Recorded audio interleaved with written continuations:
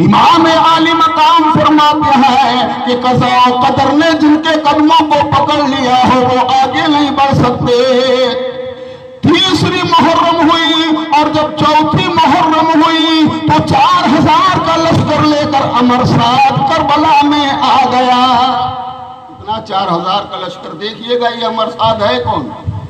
بارہا آپ نے سنا، یہ ایک بہت بڑے صحابی رسول کا بیٹا ہے، وہ صحابی رسول کہ جنہوں نے دریاؤں میں گھوڑوں کو توڑا دیا تھا۔ دشت تو دشت ہے، دریا بھی نہ چھوڑے ہم نے، بحر ظلمات میں دھوڑا دیے گھوڑے ہم نے، اسی کا بیٹا ہے امرصاد۔ سعد بن ابی وقاص تھے جنہوں نے دریا میں گھوڑوں کو دوڑایا تھا اور رومیوں کا تعقب کیا تھا۔ بڑی لمبی تاریخ ہے یہ، مگر دریا میں یہ طاقت نہ تھی کہ ان کے گھوڑوں کے سموں تک کو وہ ترک کر سکے۔ اگر گیا تھا تو ان کا ایک مٹی کا پیالہ گیا تھا، وہ بھی تو بعد میں مل گیا، اور جنتی صحابی۔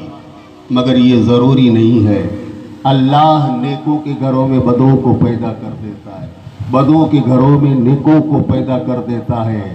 کافروں کے گھروں میں اللہ مومنوں کو بسا دیتا ہے، اور مومنوں کے گھروں میں اللہ کافروں کو بسا دیتا ہے۔ دیکھیے جنتی صحابی کا بیٹا جسے ایک رات کی مہلت بھی دی گئی کہ سوچ، دنیا چاہے کہ دین چاہے، کیونکہ دنیا یزید کا نام ہے اور دین حسین کا نام ہے۔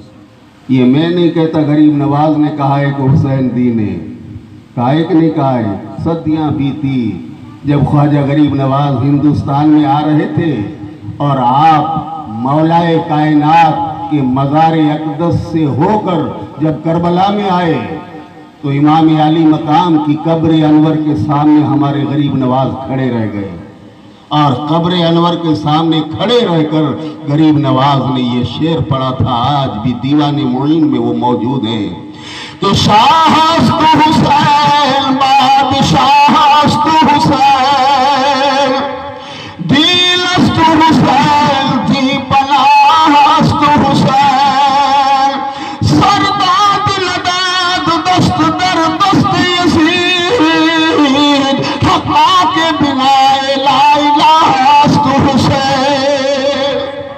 حضور غریب نواز نے تو ایک دن پڑھا، اب یہ قیامت تک پڑھا جائے گا۔ منقبت حسینی میں نہ جانے کتنے دفاتر کے دفاتر لکھے گئے، مگر ایک شعر سارے دفتروں پر بھاری آج بھی اور قیامت تک بھاری رہے گا۔ صرف شاعری پر نہیں، میرا خیال تو یہ ہے کہ جتنی کتابیں امام کی شان میں لکھی گئی ان